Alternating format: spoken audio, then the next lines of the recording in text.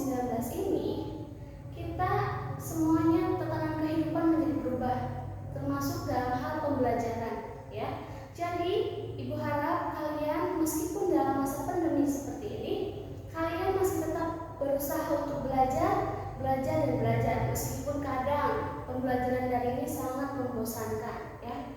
Tapi kita ambil hikmahnya saja.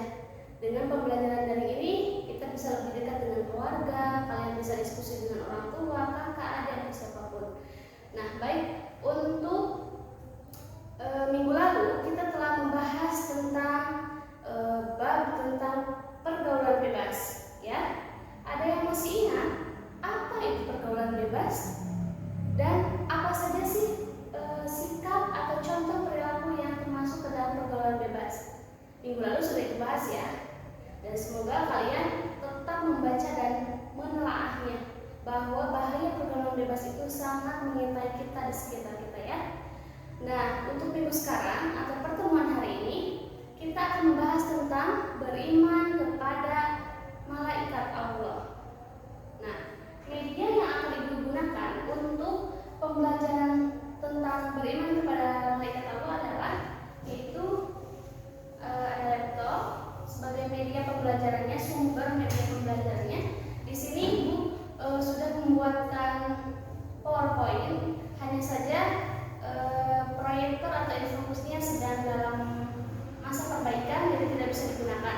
Maka dari itu, Ibu nanti akan menggunakan media yang lain, media tambahan untuk supaya kalian itu lebih memahami walaupun nggak pakai infokus atau proyektor. Nah, tujuan pembelajaran untuk materi beriman kepada Allah ini adalah supaya kalian lebih memahami arti dan makna malaikat. Seperti apa sih malaikat itu? Bagaimana cara kita mengimaninya?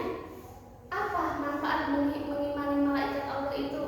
Ya, agar kalian selalu, manfaatnya adalah agar kalian selalu hidupnya itu menjadi terarah, penuh kehati-hatian, karena yakin ketika kita sudah memiliki keyakinan kepada Allah, maka kita akan hidupnya berhati-hati. Kenapa berhati-hati? Karena yakin Allah dan malaikat-malaikatnya memiliki tugas masing-masing. Nah, baik, semoga kalian bisa menyimak. Silakan siapkan buku tulis dan alat tulisnya, dan tetap jaga jarak dan atur posisi kalian senyaman mungkin agar bisa mengikuti pembelajaran dengan baik. Nanti Ibu akan menggambarkan sebuah peta konsep tentang beriman kepada malaikat Allah. Silakan disiapkan dulu media peralatan belajar kalian seperti buku tulis dan alat tulis lainnya. Ketika semuanya sudah siap, Ibu harap kalian mampu dan mau memperhatikan ke depan ketika apa yang Ibu tulis dan apa yang Ibu jelaskan. Sekarang kita mulai saja, yaitu tentang Ibu akan membuat peta konsep, yaitu tentang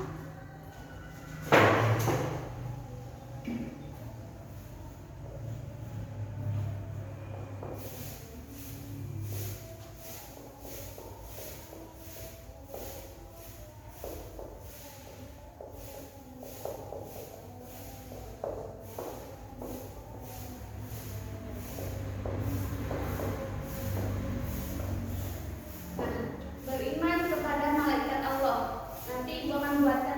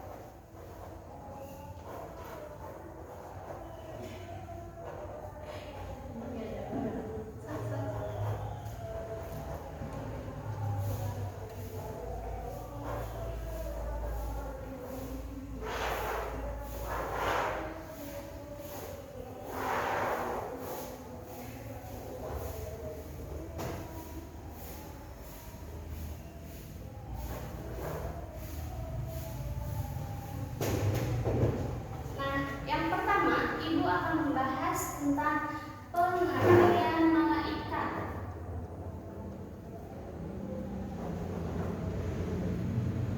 Pengertian malaikat. Nah, ada yang tahu pengertian malaikat itu apa? Malaikat itu apa sih? Ada yang tahu? Malaikat adalah makhluk ciptaan Allah yang paling taat kepada Allah, yang terbuat dari cahaya.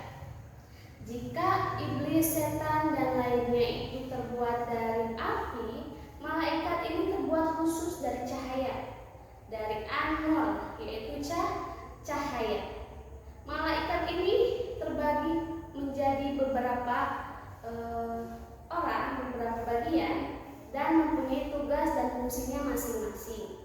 Ya, tugas malaikat Allah nanti akan Ibu jelaskan. Sekarang pengertian malaikat itu adalah, sekali lagi ya Ibu tekankan, malaikat itu adalah makhluk ciptaan Allah yang terbuat dari nur atau cahaya. Malaikat ini yang wajib kita ketahui ada 10, yaitu Jibril, Mikail, Israfil, Ajrail, Munkar, Nakir, Raqib, Atid, dan Malik Ridwan. Semuanya ke-10 malaikat itu memiliki tugas dan fungsinya masing-masing. Ya. Di sini dijelaskan bahwa tugas dan fungsi malaikat itu berbeda dan masing-masing malaikat mempunyai tanggung jawabnya masing-masing. Malaikat itu tidak pernah lalai. Dia selalu taat kepada Allah dan takut tunduk kepada Allah Subhanahu wa taala. Ya. Terus kita sudah membahas tentang malaikat Allah, dan yang selanjutnya kita akan membahas tentang nama-nama malaikat dan tugasnya. Pertama, malaikat Jibril. Malaikat Jibril bertugas untuk menyampaikan wahyu. Ingat peristiwa Rasulullah ketika mendapatkan wahyu pertama, yaitu Quran surat Al-Alaq ayat 1 sampai 5. Itu melalui malaikat Jibril. Allah mengirimkan wahyunya kepada Nabi Muhammad SAW lewat perantara malaikat Jibril. Ya, fungsi dan tugas malaikat Jibril adalah menyampaikan wahyu, termasuk kepada Rasulullah SAW. Dan yang kedua, malaikat Mikail. Malaikat Mikail ini bertugas untuk membagikan rezeki. Jadi rezeki itu bukan hanya uang. Rezeki itu bisa umur yang panjang, badan yang sehat, keluarga yang utuh, anggota badan yang sempurna. Itu merupakan rezeki. Jadi rezeki itu tidak hanya berupa materi saja, tapi kita masih bisa bernapas sampai detik ini pun itu karena rezeki dari Allah Subhanahu wa taala. Mengingatkan di samping kita yang masih hidup terdapat mereka yang sudah meninggal. Jadi tugas malaikat Mikail itu adalah membagikan rezeki kepada kita semua. Nah, selanjutnya ada malaikat Israfil. Malaikat Israfil ini bertugas untuk meniup sangkakala, yaitu ketika akan terjadinya hari kiamat. Ya, hari kiamat akan terjadi ketika malaikat Israfil sudah meniup sangkakala dalam tiupan ke-1, ke-2, dan ke-3. Jadi ketika malaikat Israfil sedang akan meniup sangkakala, maka kiamat akan segera terjadi. Dan yang selanjutnya ada malaikat Izrail. Izrail ini memiliki tugasnya untuk mencabut nyawa. Nyawa siapa? Nyawa manusia. Jadi ketika ada yang meninggal, itu Allah perintahkan malaikat Izrail untuk mencabut nyawanya. Jadi setiap berapa menit sekali itu malaikat Izrail itu selalu mengunjungi wajah setiap orang. Apakah si A ini akan meninggal hari ini? Kata malaikat Israil. Kata Allah, jangan dulu, dia harus bertobat dulu. Jadi ketika kita masih diberi kesempatan untuk hidup, maka usahakan hidup kita untuk beribadah kepada Allah. Jangan menyia-nyiakan hidup dengan hidup yang maksiat, banyak berbuat dosa. Memang manusia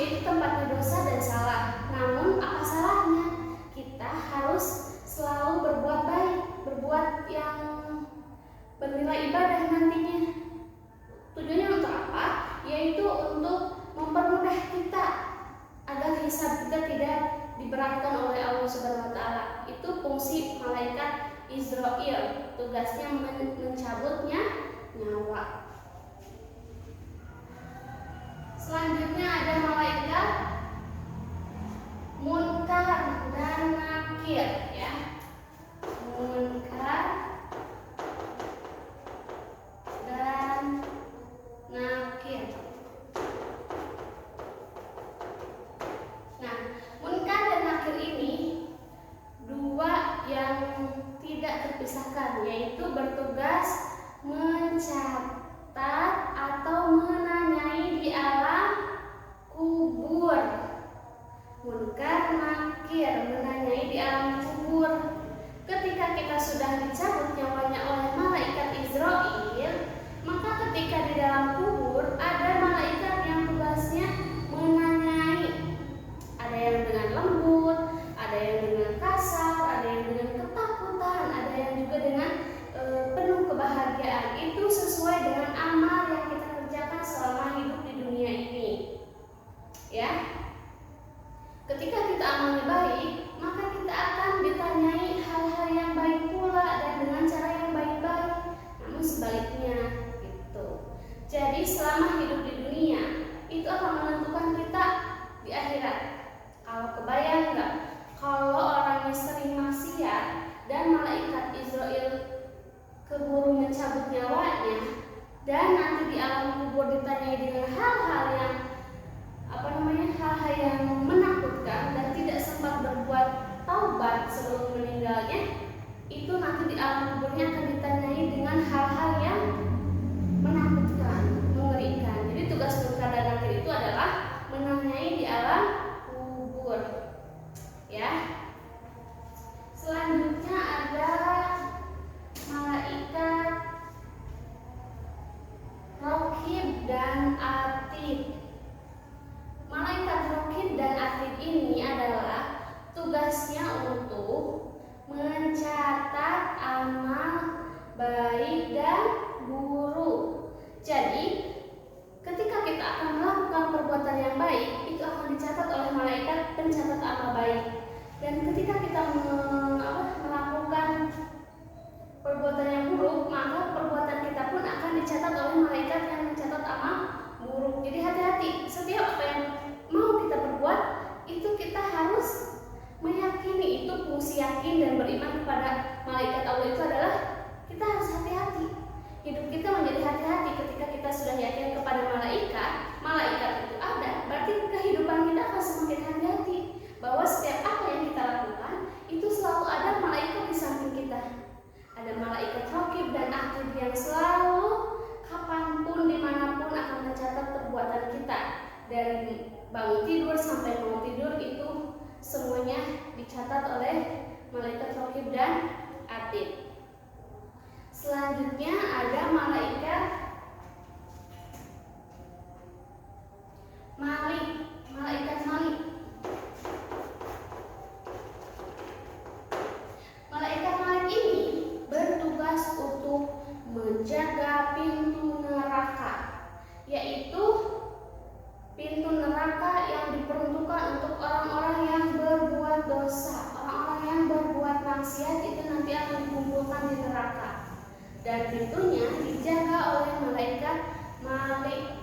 Malaikat Malik ini memiliki nama atau sebutan lain, yaitu malaikat Zabaniyah. Yaitu wajahnya yang mengerikan, menyeramkan dan menakutkan. Jadi orang-orang yang maksiat selama di dunia ketika akan masuk neraka itu melihat malaikat Malik saja menakutkan, apalagi kalau masuk nerakanya sangat-sangat menakutkan. Nauzubillah, ya. Karena surga dan neraka itu adalah dua tempat abadi yang akan kita tempuh nantinya ketika kita sudah meninggal dunia. Ketika kita meninggal, kemudian di alam kubur, alam mahsyar dan lain sebagainya, kita akan ditentukan kita ke neraka atau ke surga. Itu sesuai sama amal perbuatan kita selama hidup. Gitu. Dan selanjutnya yang terakhir ada malaikat Ridwan. Malaikat Ridwan ini adalah malaikat Ridwan.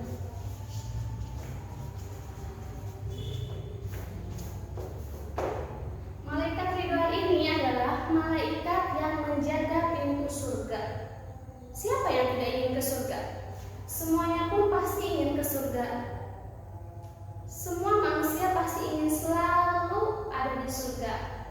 Bahkan dalam beberapa ayat Al-Quran yang menggambarkan tentang kondisi dan suasana surga itu sangat indah. Ada taman-taman surganya. Pokoknya itu adalah tempat yang paling indah nanti. Bagaimana cara kita untuk masuk surga? Yaitu tadi, kita harus senantiasa beribadah kepada Allah dan mematuhi semua perintahnya. Untuk apa? Untuk kalian masuk surga nanti. Kebayang, kita pengen masuk surga, tapi tidak sholat, tapi tidak ngaji, tapi tidak beribadah, maksiat yang terus dilakukan. Apakah surga pantas untuk orang-orang yang berbuat maksiat? Tidak. Kalaupun orang yang bermaksiat lalu bertaubat, itu akan jauh lebih bagus. Tapi kalau orang yang bermaksiat dan belum meninggal dan belum sempat untuk bertaubat, maka dia harus menebus dulu kesalahannya, yaitu di neraka. Nah, baik. Materi tentang beriman kepada malaikat Allah sudah selesai. Hikmahnya adalah ketika kita yakin kepada malaikat Allah, hidup kita akan selalu berhati-hati. Setiap langkah yang kita tempuh akan selalu berhati-hati, mengingat malaikat selalu ada di sisi kita. Malaikat selalu bersama kita dalam kondisi dan situasi apapun. Hikmahnya yang kedua, kita selalu lebih dekat kepada Allah. Bahwa sebelum kita meyakini ciptaan Allah, kita harus mencintai atau meyakini Allahnya dulu yang menciptakan makhluk kita semua. Sebelum kita mencintai apapun, kita harus bersumber kepada Allah. Ciri-ciri orang yang beriman kepada malaikat: hidupnya berhati-hati, segala perbuatannya dipikirkan, dan hidupnya selalu penuh rasa ketaatan kepada Allah. Baik, dari materi yang sudah Ibu sampaikan, apakah ada yang ditanyakan? Apakah ada yang kurang paham? Silakan ajukan pertanyaan. Kalau tidak, silakan kalian tadi sudah menulis peta konsep yang Ibu tampilkan di menggunakan media karton. Sekarang kalian akan Ibu bagi kelompok menjadi 3 kelompok. Yang pertama membahas tentang pengertian malaikat, dan kelompok 2 membahas tentang nama dan tugas malaikat, dan yang ketiga bahasanya tentang hikmah beriman kepada malaikat Allah. Ibu kasih waktu 5 menit untuk mendiskusikan bersama teman-temannya, dan lalu ketika sudah didiskusikan, kalian nanti coba presentasikan di depan seperti yang Ibu jelaskan tadi. Presentasikan menurut pemahaman kelompok kalian masing-masing ya. Ibu kasih waktu 5 menit. Nah, sudah selesai? Baik, alhamdulillahirrahmanirrahim ya. Ibu harap pembelajaran hari ini bisa membekas dan berkesan untuk kalian semua, khususnya untuk Ibu. Kita belajar sama-sama untuk selalu mencintai makhluk Allah, mencintai Allah dalam situasi dan kondisi apapun.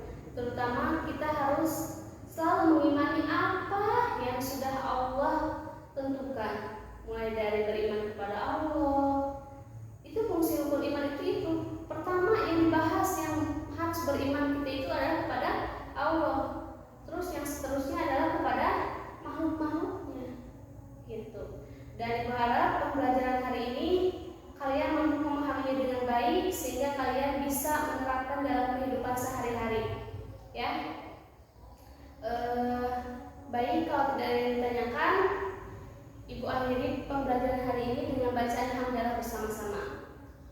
Alhamdulillahirrahmanirrahim. Pesan dari Ibu, kalian tetap belajar, tetap semangat, tetap berproses, tetap berdoa. Semoga wabah pandemi ini segera berakhir dan kita bisa bertatap muka seperti sedia kalanya lagi, dan pembelajarannya tentu lebih aktif. Jaga kesehatan, jangan lupa kalian harus tetap